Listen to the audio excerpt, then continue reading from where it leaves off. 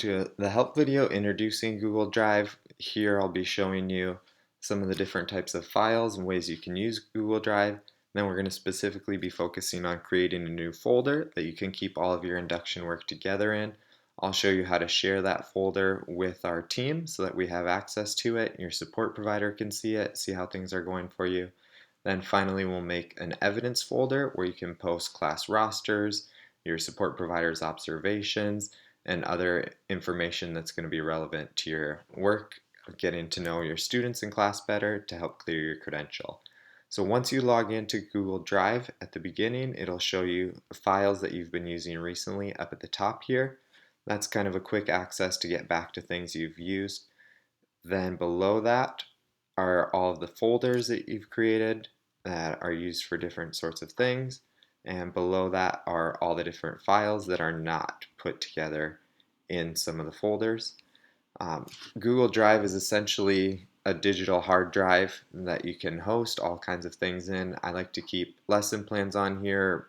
You can see here my calendar of what I'm going to be doing for my classes, so that wherever I go, I have access to that. I have a student teacher, so I can share that with him so he can see what's going on. And it's really a great way to collaborate and also keep your information accessible, so you don't necessarily have to be sitting at your computer whenever you want to get to something. So in order to make new folders or any type of new file, you're going to go over to the corner to the New button up at the top. This is the most recent version of Google Drive, so it may look a little bit different if you have an older one. From here, you can upload a file or a folder.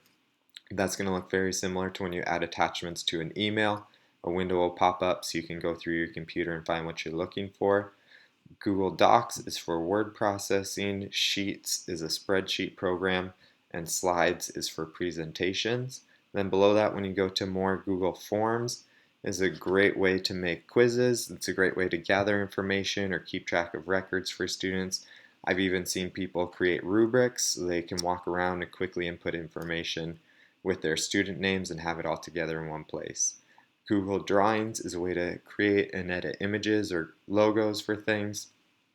And finally, Google Sites is a way to host materials, kind of make your own classroom website. Some teachers use this, some districts have other things to use, but that's part of Google Drive as well.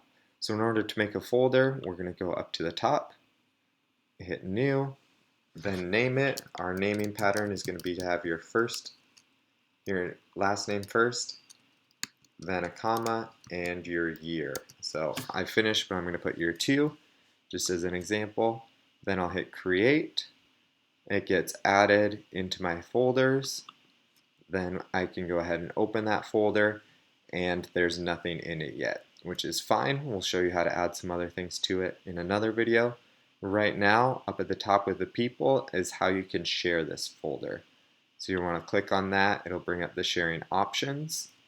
It's preset in a certain way. There's a link here that you can share with people. Here it's preset so that anyone in my district can view this.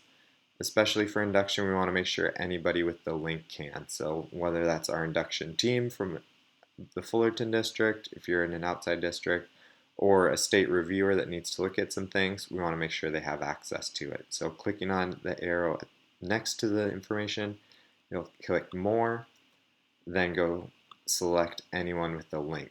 Once you've done that, go ahead and save it. Now anyone with the link that you send to them or share can get it. This is also a good spot to share with your support provider. So you can type in their email, which needs to be a Gmail account hosted by Google. A lot of school districts have that, but it needs to be a Google account or it won't work. Once that's created, then you're going to be able to add in your induction documents. To add an evidence folder, you'll go through the same process, going to New on the side, selecting a new folder, and this time I'm going to name it Evidence. Spell it correctly. Then inside my induction Schaefer Year 2 folder is an evidence folder. Inside of that, I'll put observation documents, again, class rosters, and anything else that's going to be helpful to showing the work I've done to work on clearing my credential.